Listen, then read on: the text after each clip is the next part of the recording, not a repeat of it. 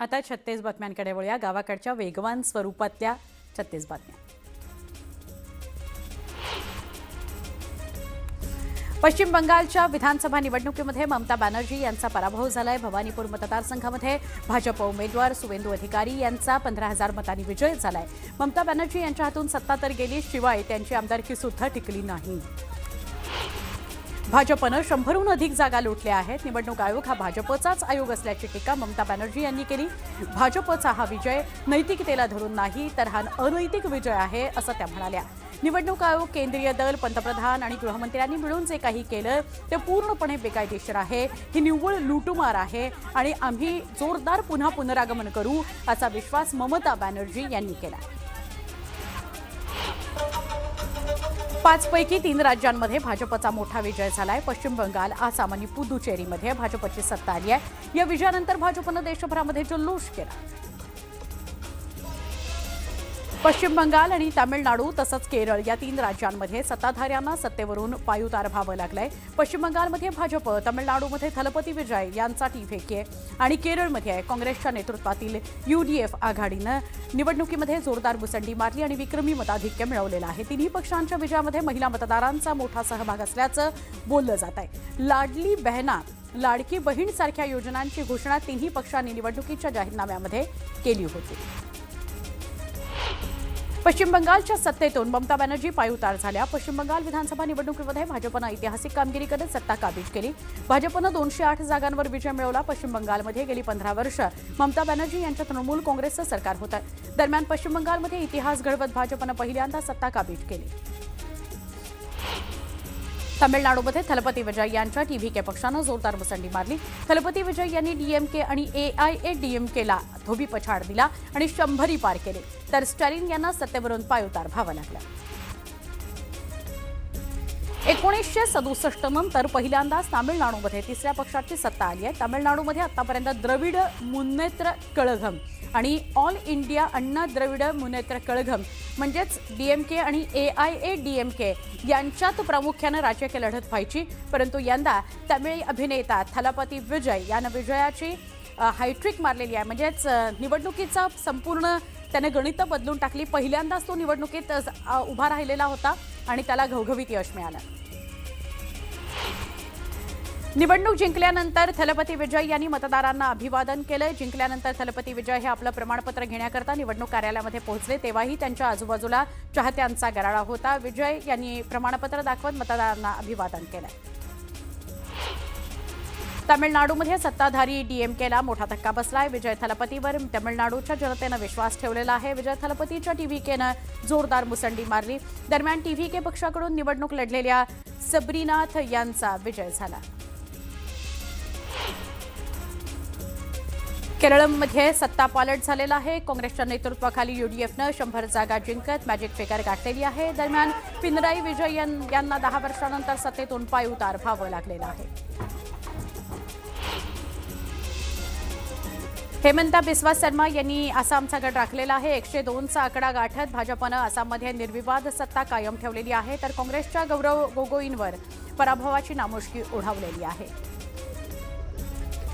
देशभरामध्ये गाजलेल्या कोलकात्यातील आरजीकर बलात्कार प्रकरणातील पीडितेची आई आणि भाजप उमेदवार रत्ना देवनाथ विजयी झालेले आहेत. पश्चिम बंगालमधील पनिहाटी या विधानसभा मतदारसंघामध्ये त्यांनी तृणमूलचे उमेदवार तीर्थांकर घोष यांचा पराभव केला. रत्ना देवनाथ या निवडणूक लढवत असल्यानं पानिहाटी मतदारसंघ चर्चेत आला होता.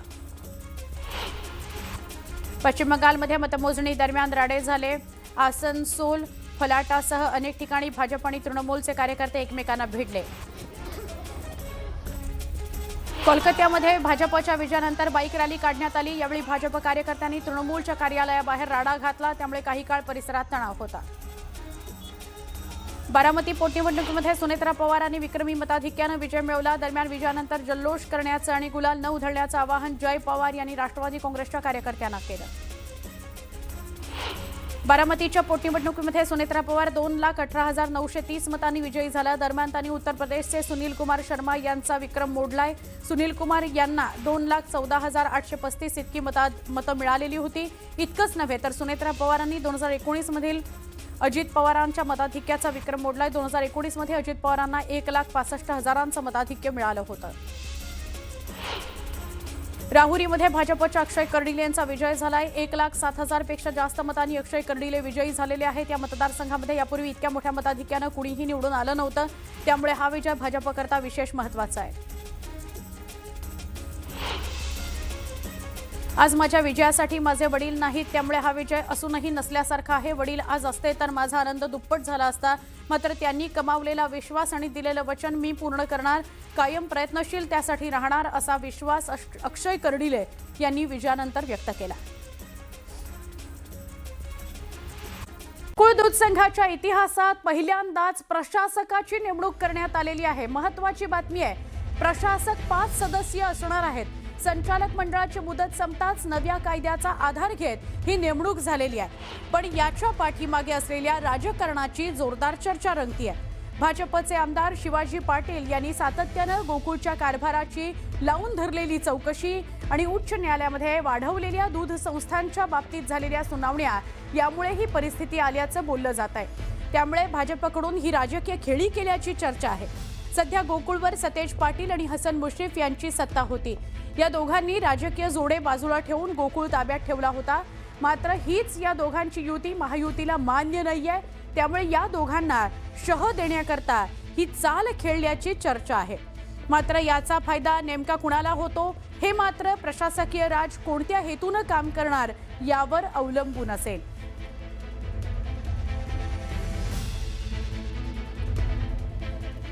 आता बातमी आहे भोंदू अशोक खरात विषयीची। 14 दिवसांची न्यायालयीन कोठडी सुनावण्यात आलेली आहे। अशातच शिर्डी पोलिसांनी भोंदू खरातचा ताबा घेतलेला आहे। या घडीला महत्त्वाची बातमी, भोंदू अशोक खरातला 14 दिवसांची न्यायालयीन कोठडी सुनावण्यात आलेली आहे। शिर्डी पोलिसांनी खरातचा ताबा घेतलेला आहे। आता शिर्डी पोलीस सुद्धा खरातची चौकशी करतील, त्याला वेगवेगळ्या विषयांसंदर्भात माहिती त्याच्याकडनं घेतली जाईल। शिर्डीमध्ये एका शेतकऱ्याची फसवणूक आणि अवैध सावकारीचा गुन्हा खरातवर आहे आणि त्याच्या पत्नीसह तिघांविरोधात गुन्हा सुद्धा दाखल आहे। या प्रकरणात भोंदू अशोक खरात याचा ताबा मिळावा याकरता नाशिक न्यायालयात अर्ज करण्यात आला होता। न्यायालयाने खरातचा ताबा शिर्डी पोलिसांना दिलाय। तातडीनं त्याला शिर्डी पोलीस ठाण्यात आणण्यात आलं। त्याला राहता न्यायालयामध्ये सुद्धा आज हजर केलं जाणार आहे। अशोक खरात याचा ताबा शिर्डी पोलिसांनी घेतला असून आज त्याला राहता न्यायालयामध्ये हजर करण्यात येणार आहे। खरं तर शिर्डीमध्ये जो सावकारकी आणि शेतकऱ्याची फसवणुकीचा गुन्हा त्याच्यावरती दाखल झालेला होता, या गुन्ह्यामध्ये त्याचा ताबा मिळवण्याचा प्रयत्न शिर्डी पोलिसांकडून सुरू होता आणि काल त्याचा जो ताबा आहे तो पोलिसांना मिळाला आहे आणि काल संध्याकाळी त्याला शिर्डीमध्ये आणण्यात आलं। रात्रभर त्याचा जो मुक्काम आहे तो पोलीस कोठडीतच होता।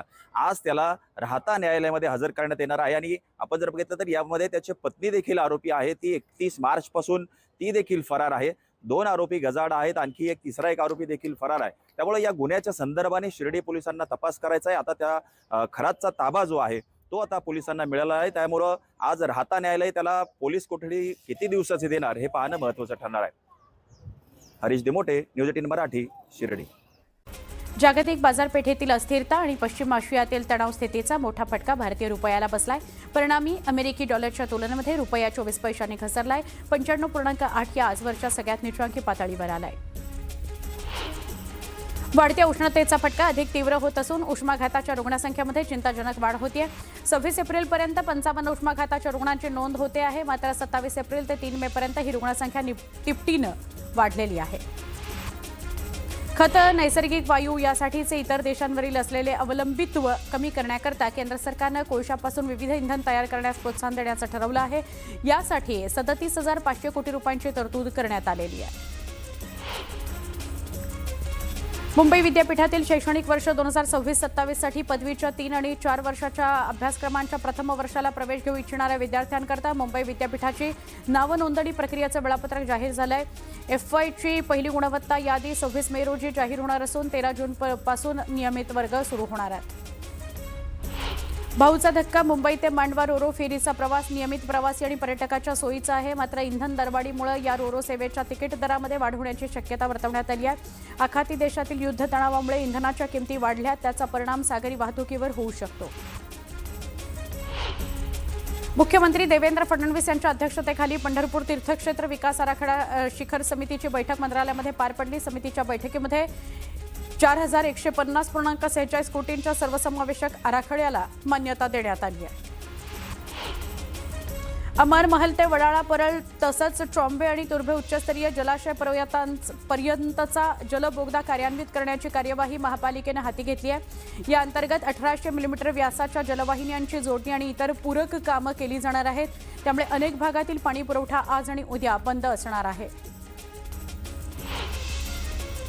राज्यातील महारेरा नोंदणीकृत गृहप्रकल्पांची माहिती प्रत्येक 3 महिन्यांनी अद्ययावत करणं विकास कामांसाठी बंधनकारक आहे। असं असताना मोठ्या संख्येनं विकासक त्रैमासिक प्रगती अहवाल अद्ययावत करत नसल्याचं चित्र आहे। याची गंभीर दखल घेत महारेरानं अशा 8212 गृहप्रकल्पांना कारणे दाखवा नोटीस बजावली आहे। एसटी महामंडळानं 1 मे पासून राज्यभर आपली बस आपली सेवा अभियान सुरू केलं। या अभियानाला राज्यातून उत्स्फूर्त प्रतिसाद मिळतोय। प्रवासी आणि एसटी कर्मचारी या दोन्ही घटकांनी या उपक्रमाला मनापासून स्वीकारत सेवेच्या नव्या पर्वाची सकारात्मक सुरुवात केली आहे। या अभियानामुळे एसटी महामंडळाची प्रवाशांमधली प्रतिमा सुधारायला मदत होते। मुंबई पुणे द्रुतगती महामार्गावरील खोपोली कुसगाव दरम्यानची मिसिंग लिंक वाहतूक सेवेमध्ये दाखल झाली आहे। हा प्रकल्प 2021-22 मध्येच सेवेत दाखल होणं अपेक्षित होतं, मात्र कोरोना संकट आणि तांत्रिक अडचणींमुळे प्रकल्प पूर्णत्वास 4 वर्ष विलंब झाला। परिणामी प्रकल्प खर्चात 7% वाढ झालेली आहे। प्रकल्प खर्च 6695 कोटींवरून थेट 7180 कोटी रुपयांवर गेला आहे। भुसावळ बसस्थानकामध्ये मूलभूत सोयीसुविधांचा अभाव असल्यानं दिसतंय। बोदवड आणि मुक्ताईनगरकडे जाणाऱ्या बसेस ज्या भागात लागतात तिथे प्रवाशांसाठी बसण्याची व्यवस्था नसल्यानं प्रवाशांना उन्हामध्ये ताटकळत उभं राहावं लागतं, तर बस स्थानकामध्ये पाण्याची सोय नसल्यानं नागरिक हैराण झालेले आहेत।